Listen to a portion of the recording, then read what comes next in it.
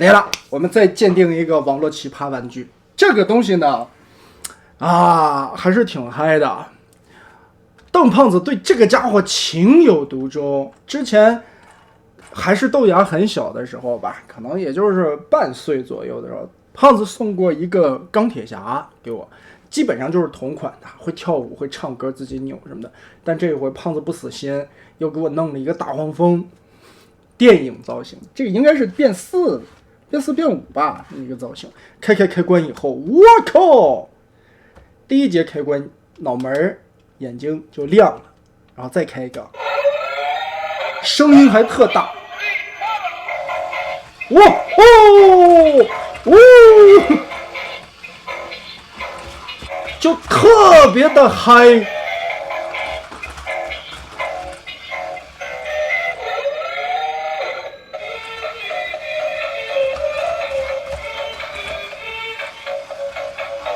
但是这个玩意儿吧，好像只有这一首歌，因为之前的钢铁侠也是这个声啊。电影的造型真的，尤其1、2、3、4的大黄蜂这骷髅头看着特别不爽。然后胖子又给弄了一个外传的，我是真没想到。看这写的啥？美国孩之宝变形金刚正版授权。真的吗？之前我还在说，就是乐森的擎天柱，大家都知道吧？当时他一开始宣传的那个价格和最后授权的一个价格是相当离谱的一个差价。很多人也在评论区里边会说你不尊重知识版权，你知道一个 IP 多贵吗？你知道一个授权的费用多贵吗？这个东西卖多少钱？你们知不知道？那它的授权费用是多贵呢？我跟大家说一个事情正版授权的不送电池。其实里边的东西都一样嘛，只不过是外观造型不一样。对，之前胖子送那个钢铁侠手上还带灯，那个钢铁侠手上还有灯然后面具还可以打开。我感觉那个的玩点会更多一些。然后我们看一下外传的这个，里边后边还有小翅膀，这个小翅膀是软胶件，不用担心折损，毕竟正版授权嘛，它会有一些玩具的硬性的法律法规两个上面这个耳朵易损的地方都是软胶件。然后涂装涂的其实也是比较精细的，包括刻画的汽车人 logo， 这个很好。先开一节，两个眼睛亮，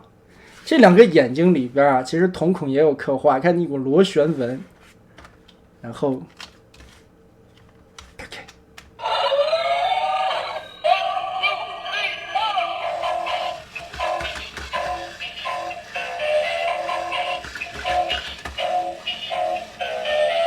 这不一样吗？完全一模一样就是我跟大家说一下，无论是正版授权的外传大黄蜂，还是这个变4的大黄蜂，还是之前的胖子送我那个钢铁侠，他们的舞步、曲子、节奏都一模一样，所有的东西全部一样，只是外观造型不同。变4的这一款呢，会比现在的这个多一个灯，两个眼睛能亮，头顶这一块也有一个灯光的效果。而这一款正版授权的外传风呢，只有2个眼睛能亮，只不过它身上多了一些软胶材质的零件仅此而已。所以这是一模一样的玩具，而这个东西的售价我真的不知道这个东西卖多少钱这是胖子送的，我去网上搜一下。之前胖子送我的这款钢铁侠的价格是24块，你看还有带充电的充电器、充电电池的才33，这是没有版权的嘛，这是同款而且这个眼睛的灯能亮，胸口有灯，手上有灯，面罩还可以打开，里边还有一个托尼史塔克的一个很可爱的 Q 版造型。这个20来块钱。那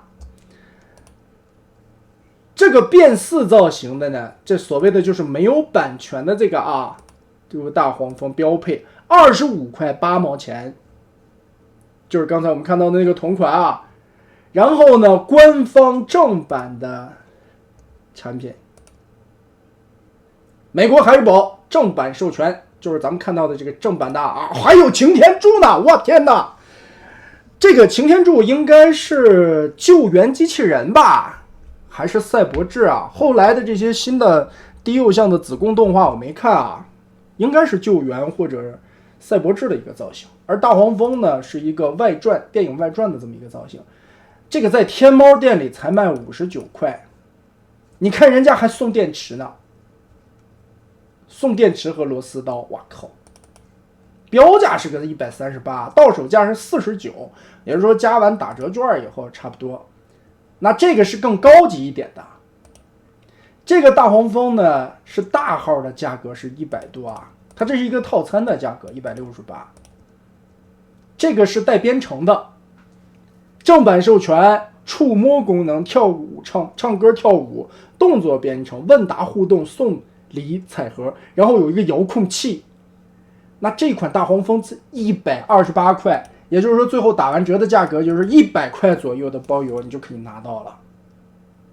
我想看一下我摇摆的这个呢，摇摆的这个49块，就是它，也就是说50块钱左右吧。高级一点的这个可编程的大黄蜂是100来块，然后我手上胖子送的这一款呢是50块钱，所以翻回来咱们就说，这也是正版授权的，20来块没版权，50块钱有版权。乐森的柱子真的不错，但是被官方招安了以后，中间付出的真的是太恐怖了。以至于后来网上的现货价格到了7000的时候，我想买的人应该也不多吧。但是正经的成交价格啊，我估计也就是4、5千左右，成交的量会挺多的。但乐森最早公布的时候，我最早关注乐森还是第三方品牌的时候，你们想象一下它曾经的价格是多少？我这里不方便说，但是可能评论区、弹幕区有知道的朋友们，乐森最早公布的价格是多少？而中间海之宝给乐森加了多少的官方版权的授权费用呢？我想中间加的很恐怖吧。到了最后的那个指导价格，你说它的成本吧，其实你要说它的一些设计的知识版权了，还有一些编程的内容了，为什么乐森在没有版权的时候，作为一个第三方的产品，它可以卖到那么亲民的一个价呢？而后来呢，被官方招安以后呢，官方我据听说啊，业内有一些消息透露出来，那个价格是海之宝给定的，就是说海之宝你拿到我的版权，你做我的产品相关的东西的话，你的零售价格不得低于多少多少，它是有一个限定的价位的，然后给你的成本又特别的低，你要在有限的成本里边再把那个可编程的乐森机器人这些东西再做出来，但是中间的差价是谁赚了呢？海之宝赚，所以乐森最后自己其实赚的手头的很少很少。但是翻回来我们看这款所谓的网红跳舞机器人，它的这个设计能力就没有那么高了，可能也就是附一个官方最后的一个形象权吧。所以官方授权的这些产品，变形与可变形与不可变形之间差的是很大的。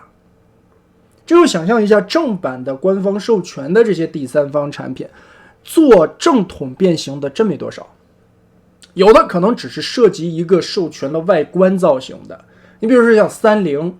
它做的擎天柱它是不可变形的，只是一个合金的成品人偶，那这样的授权费用可能还低一些。千直链给你授权一个可以变形，但是不可以变成汽车，所以千直链的擎天柱可动很好，变了一根笔，那一根笔的正版的价格那也是相当恐怖了，包括和一些耐克联名做的球鞋变形擎天柱也是售价非常高的。只要一涉及到变形，只要一涉及到，尤其乐森柱子最恐怖的地方在哪呢？它是变了一个真正的卡车，就是 G1 的造型的一个车头的擎天柱，那这样付的版权费用应该是更高的。翻回来我们再看最近刚刚授权的乐高，乐高的擎天柱也设计变形，也可以变成一个车头，相对来说，我觉得乐高应该是跟乐森差不多的一个授权费用吧。但翻回来想，乐高是一个成就了多少年的公司，而乐高的价格应该也是一个很十拿九稳的一个态势了。所以大家对于乐高的那个产品的售价吧，还是完全可以接受的。毕竟这么多年口碑积累下来，即使再拿到授权费用，我想孩之宝和乐高之间哪个厂子比较大，哪个话语权比较多呢？这个也不好说，我估计是一半对一半吧。但是对于乐森这样的，尤其是国内的自发的，本身它是一个第三方的团队，是被官方招安收编了的话，那官方的话语权肯定在90%以上，这不用问。所以呢，关键的一个原因还是看谁的拳头硬。